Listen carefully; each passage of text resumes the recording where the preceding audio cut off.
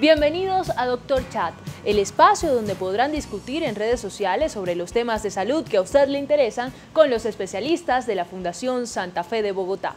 El día de hoy trataremos un tema muy importante que causa especial curiosidad y es el trastorno por déficit de atención con hiperactividad.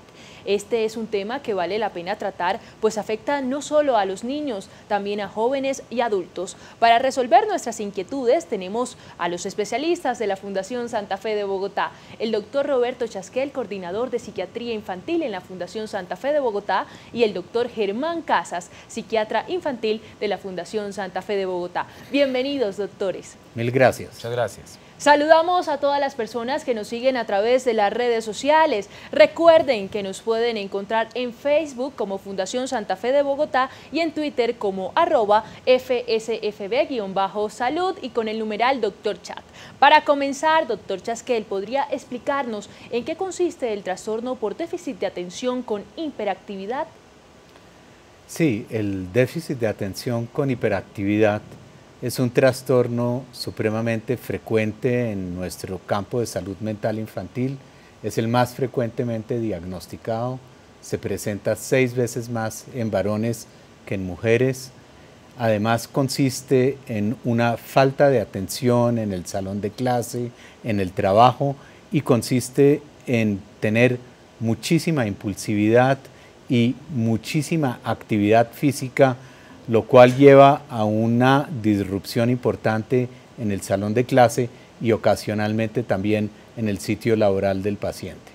Teniendo en cuenta esta definición, les damos la bienvenida a Doctor Chat, el espacio donde usted puede interactuar sobre este tema de salud con los especialistas de la Fundación Santa Fe de Bogotá. Vamos con la primera pregunta y dice así: doctor Casas, ¿qué tan frecuente es esta condición en Colombia? Esta pregunta la hace Michelle, una de nuestras usuarias en Facebook. Muy importante esa pregunta, Michelle. En Colombia es bastante frecuente, como lo es en todo el mundo. El trastorno por déficit de atención e hiperactividad es la condición clínica en salud mental más frecuente en la infancia y es el principal motivo de consulta en los servicios de salud mental y de atención primaria que involucran niños escolarizados.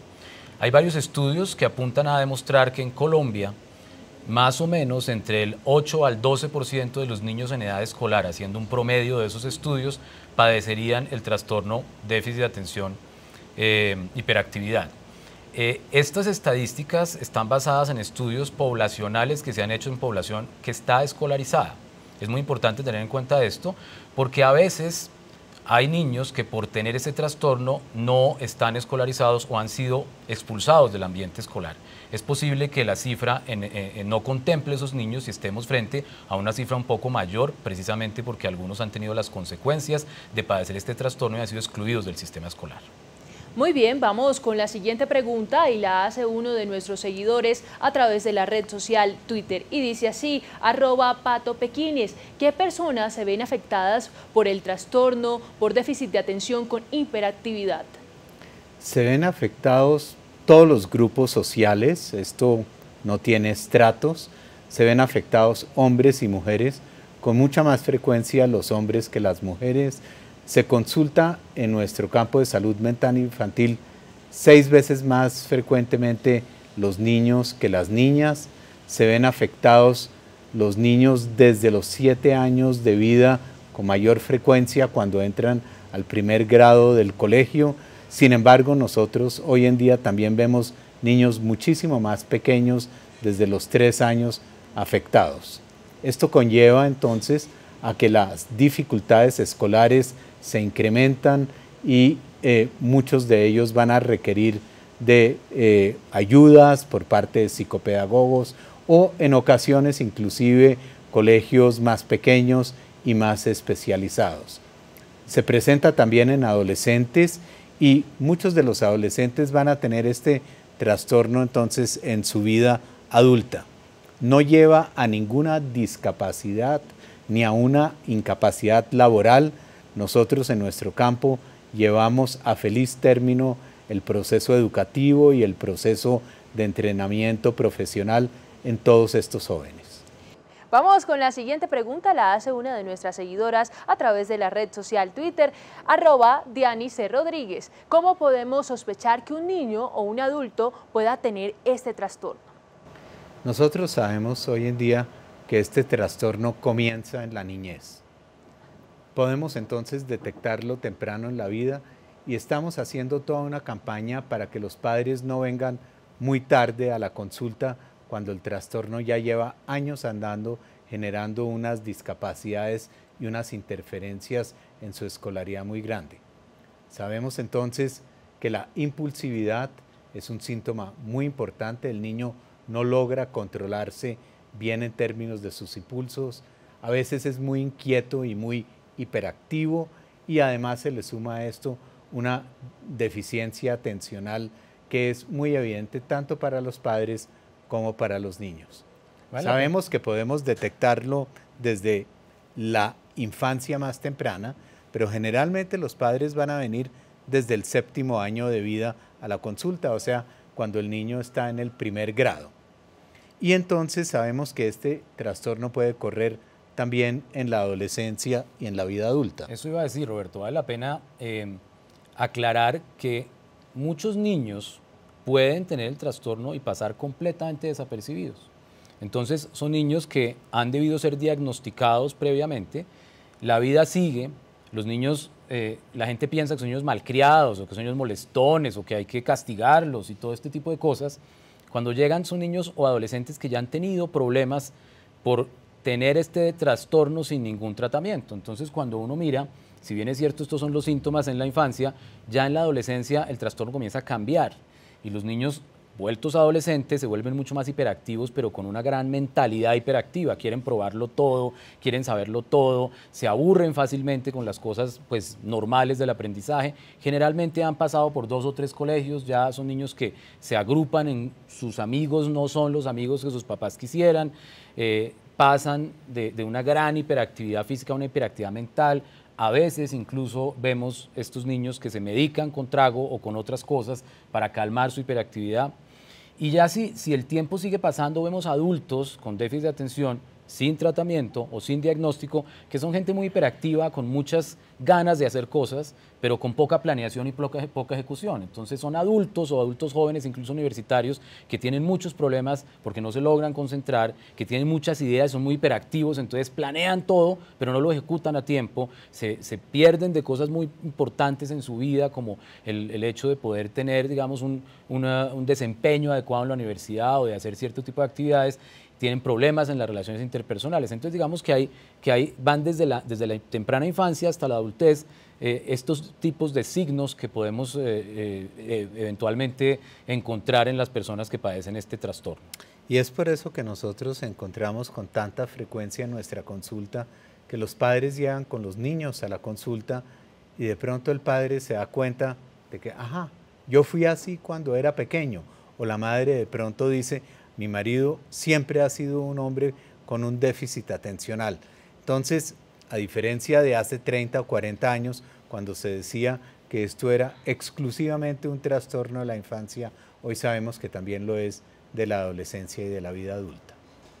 Doctores, pregunta a uno de nuestros usuarios a través de Facebook y dice lo siguiente: Daniel, ¿cuáles son los tratamientos que se pueden utilizar en este tipo de trastorno? Tenemos tratamientos farmacológicos, tenemos tratamientos psicológicos, tenemos tratamientos educativos y ciertamente también la orientación a los padres.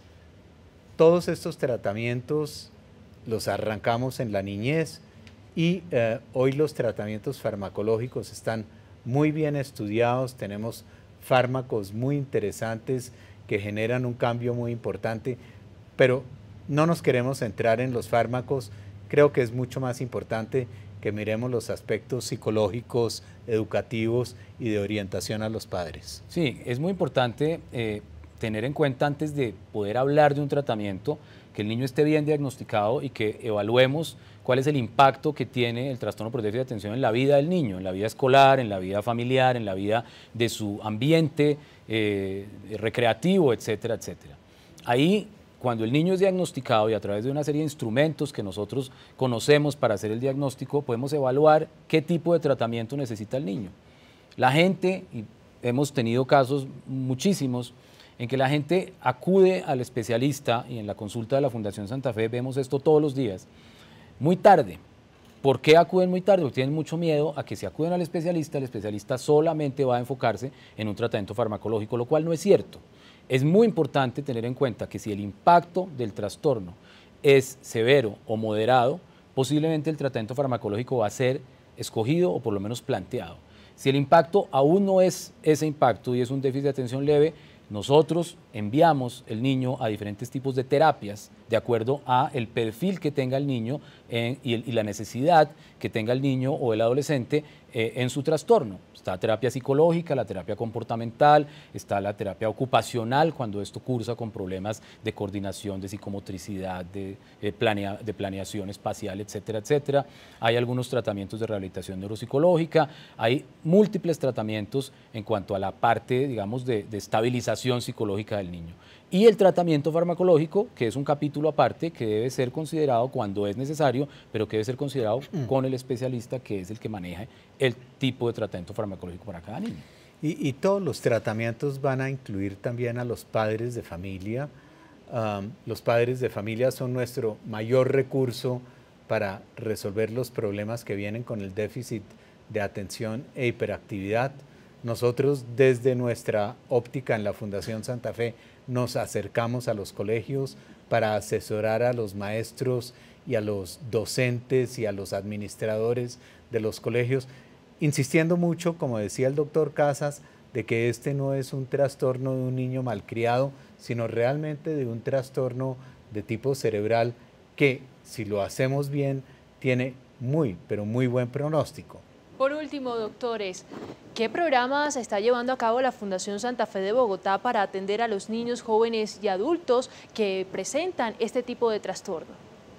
En la consulta externa de salud mental tenemos a los especialistas disponibles para atender a todos los pacientes que tengan o bien la sospecha o la certeza de que tienen un trastorno de atención e hiperactividad.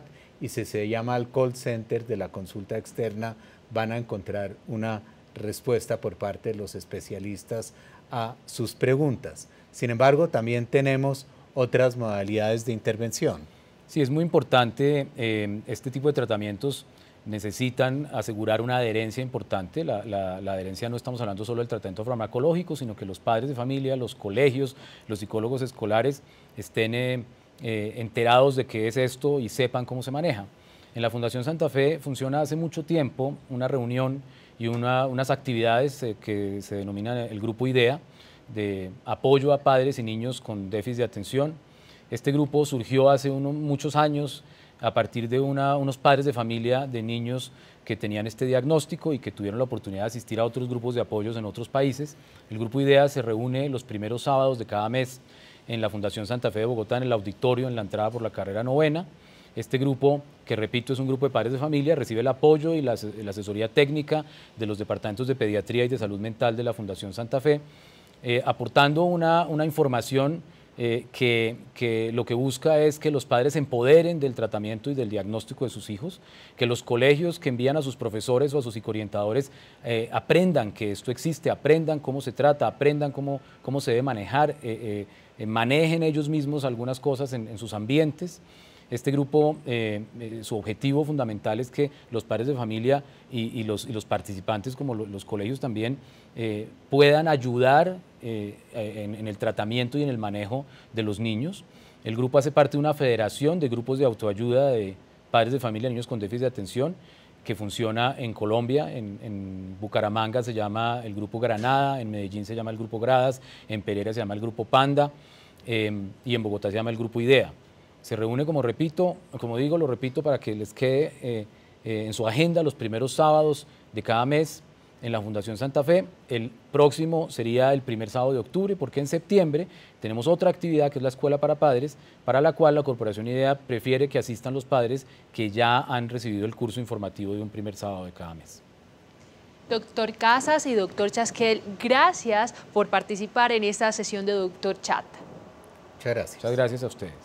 ustedes, gracias por estar con nosotros y recuerden que nos pueden seguir a través de nuestras redes sociales. Nos encuentran en Facebook como Fundación Santa Fe de Bogotá, en Twitter como @FSFB_salud. Los esperamos en un próximo Dr. Chat.